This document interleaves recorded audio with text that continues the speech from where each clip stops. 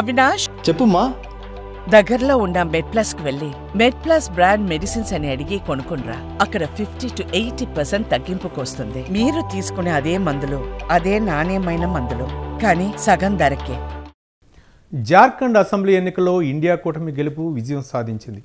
81 స్థానాలు ఉన్న జార్ఖండ్ అసెంబ్లీలో మ్యాజిక్ ఫిగర్ 41 కాగా కూటమి 56 స్థానాల్లో గెలిచింది. ఇక బీజేపీ అభ్యర్థులు మాత్రం 24 స్థానాల్లో గెలవగా ఇతరులు 1 స్థానంలో విజయం సాధించారు. దీంతో జార్ఖండ్లో మరోసారి ఇండియా కూటమి అధికారం చేపట్టనుంది.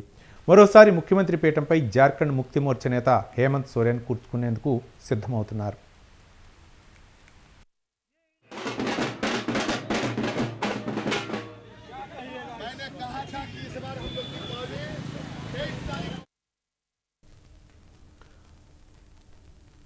ఈడీ కేసులు మొదలు అరెస్టులు, తిరుగుబాట్లు, ప్రత్యర్థుల వ్యూహాలు ఇలా అనేక సవాళ్లను హేమంత్ సోరెన్ ఎదుర్కొన్నారు.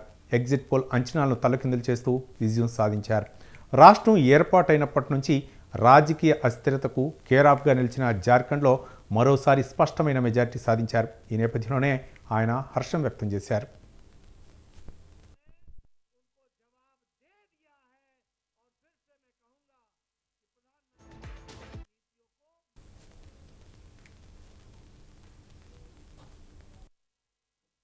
आप सबको मालूम है कि इस राज्य में इंडिया गठबंधन और एनडीए के बीच में ये चुनावी प्रतिस्पर्धा चली और इंडिया गठबंधन का बेहतरीन प्रदर्शन होता दिख रहा है और राज्य के मतदाता को, इस राज्य के आधी आबादी को, नौजवानों को, महिलाओं को, पुरुषों को, किसानों को, मजदूरों को, सभी जाति धर्म के लोगों ने मतों का उपयोग किया है।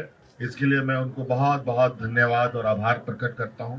लोकतंत्र का इस महापर्व को बहुत ही उत्साह पूर्वक लोगों ने मनाया, विशेषकर हमारे राज्य की आधी आबादी महिला समूह जिन्होंने बढ़ चढ़ करके हिस्सा लिया, लोकतंत्र को मजबूत करने में एक अहम भूमिका निभाई।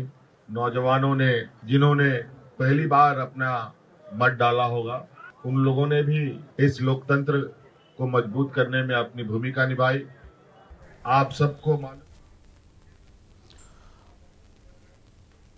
అసెంబ్లీ ఎన్నికలకు ఏడాది ముందే జార్ఖండ్ రాజకీయాల్లో కీలక పరిణామాలు చోటు చేసుకున్నాయి. మనీ లాండరింగ్ కేసులో హేమంత్ సోరెన్ను ఈడీ అరెస్ట్ చేసింది. ఇది సంచలనంగా మారింది. ఇదే అంశాన్ని బీజేపీ ఎన్నికల ప్రచారంలో ప్రధానంగా ప్రస్తావించింది. హేమంత్ ప్రభుత్వం అవినీతిమయమైందని, బంగ్లాదేశ్ చొరబాటుదారులకు మద్దతిస్తోందని మండిపడింది.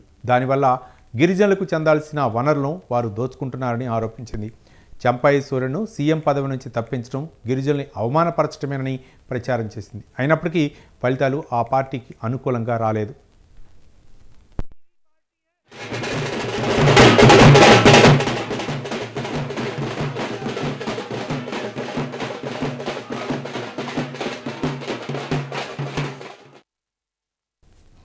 సంక్షేమ పథకాలు, ఆదివాసీ సెంటిమెంట్ను నమ్ముకున్న సోరెన్ ప్రభుత్వం అనుకూల ఫలితాలు సాధించింది.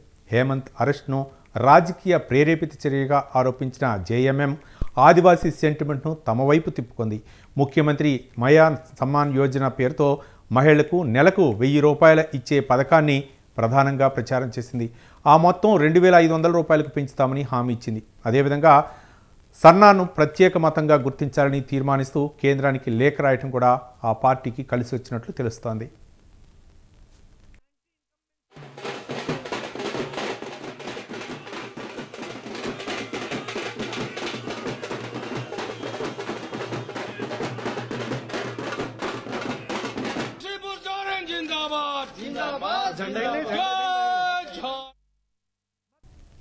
ఇక హేమంత్ అరెస్ట్ నేపథ్యంలో సీఎం పగ్గాలు చేపట్టిన చంపాయి సోరెన్ బయటకు రాగానే రాజీనామా చేయాల్సి వచ్చింది. దీంతో తీవ్ర అసంతృప్తికి లోనై ఆయన బీజేపీలో చేరిపోయారు.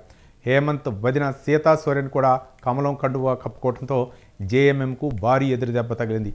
ఆదివాసీ ప్రాంతాల్లో చంపాయికి ఉన్న ప్రజాదరణ ఆ వర్గం ఓట్లను చీలుస్తుందని, అది జేఎంఎం కాంగ్రెస్ కూటమిపై ప్రభావం చూపిస్తుందని భావించినప్పటికీ ఫలితాలు వేరుగా వచ్చాయి. लाइट लो, उसके बाद हम बैठते हैं।